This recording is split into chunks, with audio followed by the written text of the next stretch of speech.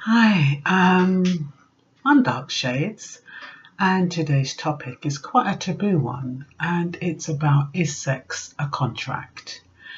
Now, we have lots of times when you're having a relationship with somebody, you can build it all up and you can go out for ages. And I know that they have this 11-date rule, and for some people, you can't kiss on the first date. Anyway, whatever game you're playing in the relationship game, it amounts to one thing. Eventually, you're going to have sex.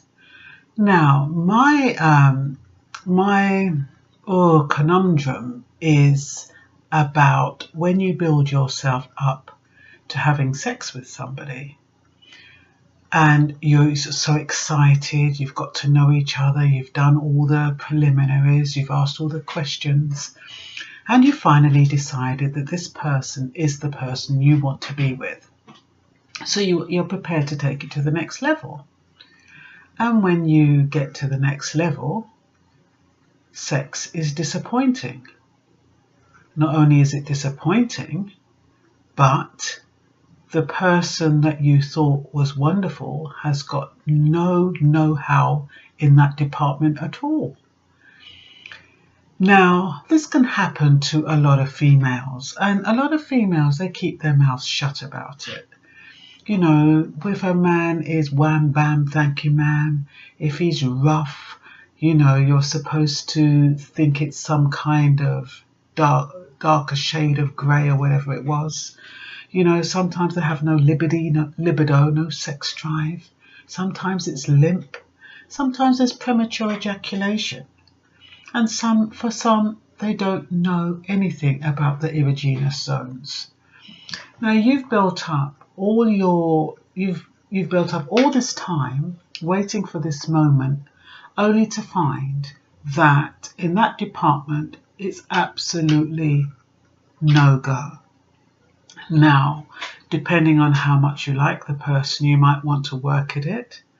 You know, if he's muscly and good looking and well dressed and intelligent and articulate, and that's the only thing that's wrong with him, maybe you do want to work with it. Sometimes when somebody has chemistry, you know, with that comes nurturance, with that comes patience, with that comes tolerance, and you can work through it.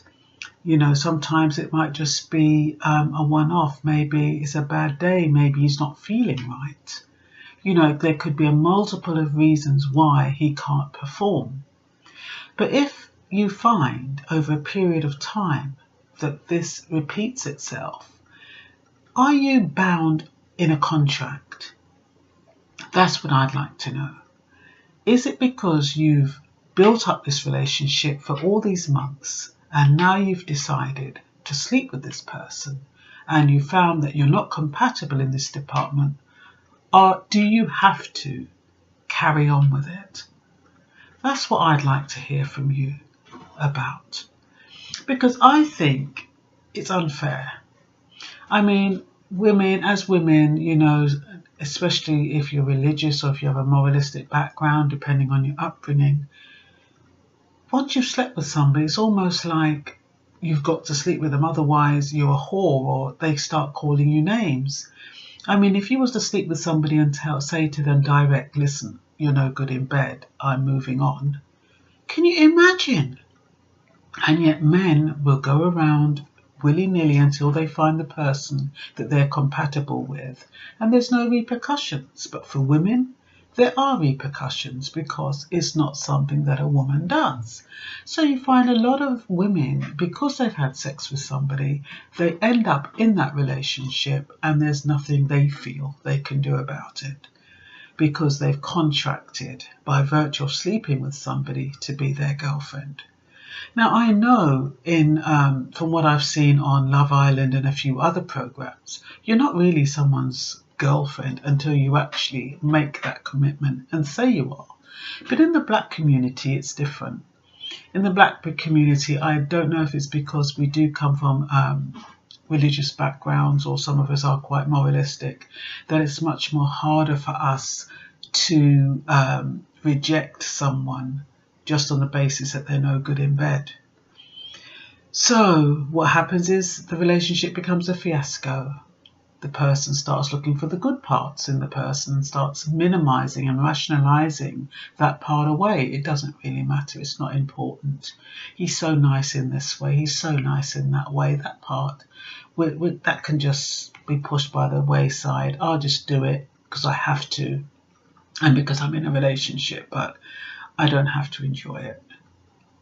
And when you think about pre-modern societies, they didn't enjoy sex. I mean, they weren't supposed to enjoy sex.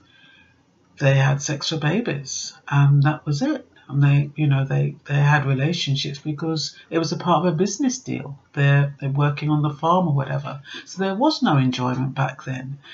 In these days now, our expectations are much higher. We do want to be satisfied sexually. We do want to be romanticized. We do want to feel a little tingle. We do want to reach a climax. And it's very difficult if you've spent time with somebody and, like I said, they've fallen short in that department.